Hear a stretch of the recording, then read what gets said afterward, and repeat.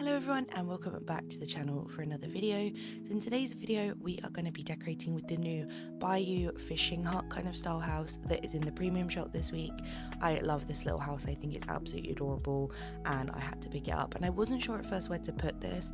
I was debating putting it on Dazzle Beach or in a spot in the Glade, but my Glade was completely full, so I actually decided to remove my campsite area in the Glade and pop it in this spot, and I kind of rebuild a kind of fishing style campsite in its place with this house. So I wanted to kind of incorporate the old thing that was here but really change it up and make it feel a lot more Bayou Princess and the Frog themed. So let's get started.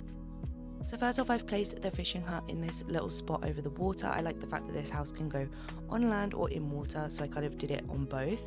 And then I placed down a lot of furniture and items that I felt like would work really well for this build. One of my favourite items that I definitely know I wanted to use was Scar's Lure. This is actually a quest item. I think it was for Vanellope a long time ago, where you had to craft this fishing lure with loads of fish in it for Scar, and this is just perfect outside here, and I just felt like it works so well. It really brings a fishing vibe. And then I also started adding other items around the house that I felt like worked for the kind of fishing style. So I added in a wooden table with some items on, a cart, and some little leaf piles and things like that to really give it this nice rustic look.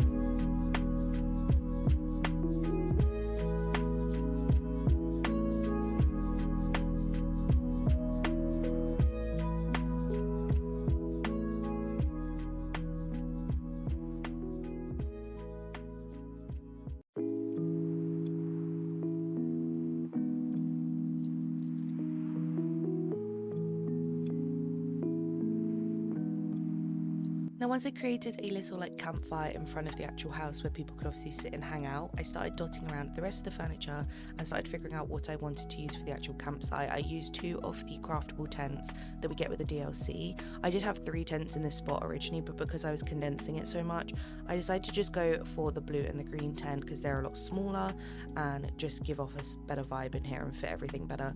And then I started dotting around the rest of the furniture. Now in here I knew I wanted to have a really rustic look and used one of the Mickey craftable outhouses, a lot of craftable barrels and crates to make it look really rustic. And then in the back section it will be a little dining seating area kind of thing with a barbecue and some benches where people can sit and hang out and have snacks. I did already have these from the previous build, so I didn't need to worry too much, but I knew I wanted to create these different sections but also have it all tied together and work really well together.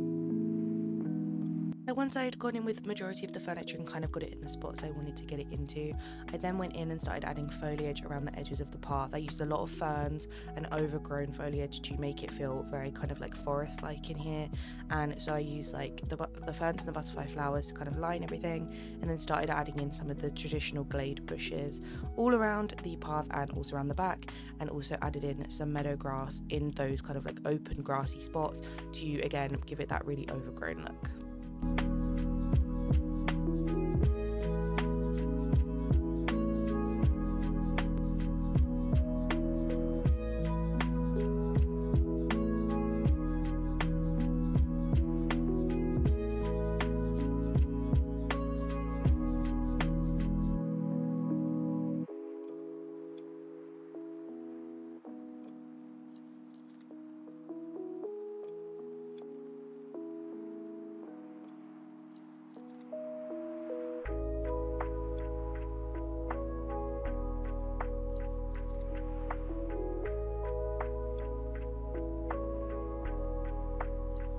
Once I got in with the foliage, I started adding in trees around the back section, so I wanted some on this back wall behind the seating area to kind of like block out this kind of area so you felt very closed in. So I went for, again, a lot of the darker like swampier trees. I used the new log rock spot in here as well, because that is now in the traditional furniture menu, and also added in different trees of different styles and colours to kind of give it this nice overgrown foresty look.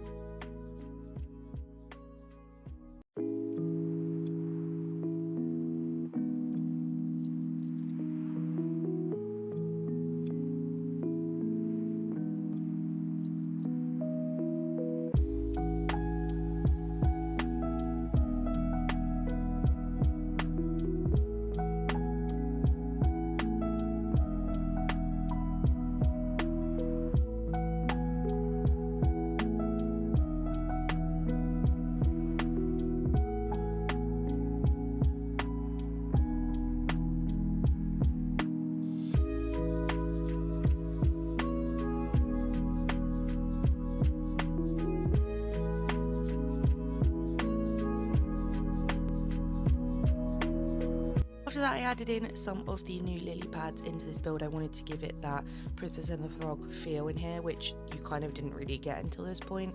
So I wanted to make sure I included some of those to give it that vibe. I also added some more of those in the water next to the house, as well as adding in more of the normal lily pads and a lot more cattails and things like that. I wanted it to feel very kind of like overgrown in this water section. It is quite small of what you can see, but the lily pads really light it up and make it seem a lot more natural.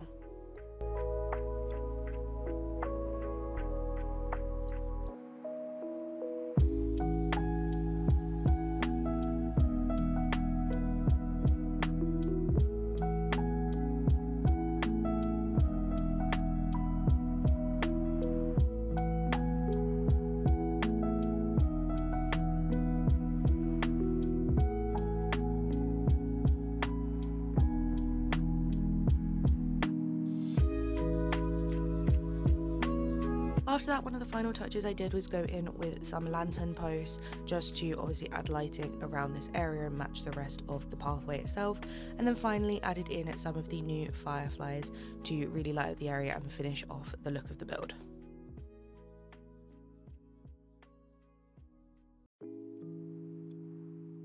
So here is the final build. We will ignore Ursula's super purple area, but as we go in, you can obviously see we go straight into the camp setup. So we've got the little outhouse on the outside to kind of introduce us in. Then we've got the little dining table area with the 2 tents on either side, and then obviously, as you can see, I've put loads of trees at the back to kind of block out that view and make it feel very closed in, but still have that nice warm lighting. We've also got lots of ferns and grass to make it feel very overgrown. And I did add some of the light up mushrooms right at the back of some of the paths just to tie in with the rest of my glade. And on the opposite side, we have got our Bayou house. So we have got the little campfire setup, which I used some of the DLC rocks to kind of like create this little zoned in area, and obviously like a guitar and some books to kind of show you the campfire. After that, we then have the front of the house where we have Scar's lure, which honestly was like the perfect addition to this house. I feel like the only other thing that would have been good would be like Moana's boat would be really good to use, but I wanted to keep that where it was.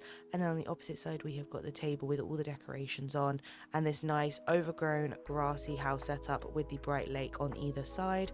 Here are some shots of the final build. I did my best to try and cover Ursula's like super purple area next to it, but these other shots I got, and I really love how this area looks. I was a bit sad to get rid of my whole campsite, so I felt like this worked as an alternative to kind of fit into the fishing theme and make it really feel like people would come and stay here and go fishing and explore in this area.